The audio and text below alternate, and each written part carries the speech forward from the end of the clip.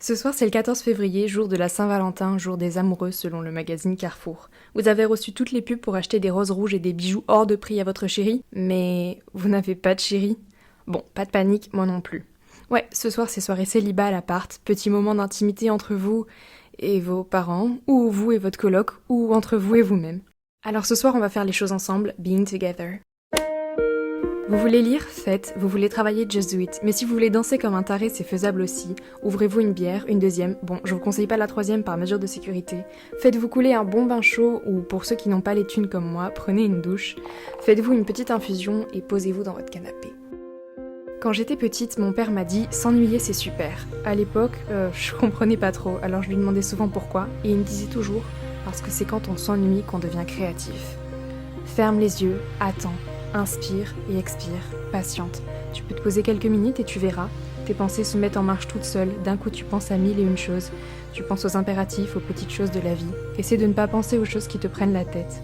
Essaie de calmer cette boule qui fait rage dans ton ventre. Essaie de détendre tes muscles, un par un. Commence par détendre ton visage, ta mâchoire, ton cou, tes épaules. And breathe. Rêvez. Rêvez comme vous le pouvez. Créez. Soyez créatif. Commencez par vous écouter. Faites une pause. De quoi avez-vous envie là tout de suite? Moi j'ai envie d'un peu de tout, notamment d'être à Tahiti sous le soleil brûlant, allongée en train de bronzer avec un cocktail magnifique sur le côté. J'ai envie d'être cette fille archi bronzée qui balance ses cheveux de manière très sensuelle avec ses lunettes de soleil. Bon, ok, visiblement je ne lui ressemble pas beaucoup, en plus j'habite dans le nord et les températures prévues ne vont pas trop me permettre de faire mes plus belles photos Insta. Et en ce qui concerne le cocktail, le dernier que j'ai bu j'ai fini à terre. Bon, une autre proposition? Bonjour, Servante Clara. Oui, On voudrait vous trouver une alternative, s'il vous plaît. bien sûr. On a quoi de dispo pour ce soir? Un appart? Bah tout à fait. Un coloc? Oh, oui, oui. Bonjour. De quoi faire de la merde? Complètement. Ok, c'est bon. D'accord, On part sur ça, c'est on nickel. fait ça. Premièrement, on va commencer par la bouffe. Ouais, parce que le dîner aux chandelles c'est surcoté et surtout parce que nous on a qu'une seule bougie avec une sale gueule. Et que de toute façon, pour tout ce qui est resto, bah c'est carrément mort. Pâtes, sauce tomate, champi, mozza, chèvre. Bon, bah je vais vous faire la meilleure des pizzas. Franchement, un bon truc à manger le soir, c'est juste archi kiffant. Et même si vos skills vous permettent de faire que des pâtes, et bah faites-vous vos meilleures pâtes et ça le fera. Deuxièmement, on va animer cette soirée. Bon, en vrai, animez-la comme vous voulez, tant que aucun d'entre vous ne finit dans un sale état ou ne tente aucun truc débile. Dans le délire plus soft, on oublie trop souvent, mais il y a tellement de jeux bons délires auxquels vous pouvez jouer à deux. Si vous n'avez pas votre acolyte préféré à vos côtés, il existe 10 000 occupations très chouettes qui vous feront tout autant kiffer. Troisièmement, take time for you.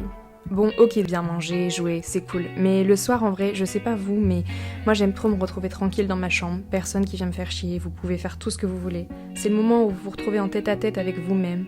Ce moment où vous vous sentez enfin tranquille. Perso, la nuit, c'est là où je me sens le mieux. Je me pose dans mon lit devant une petite série, je bois une petite tisane, très instagrammeuse finalement.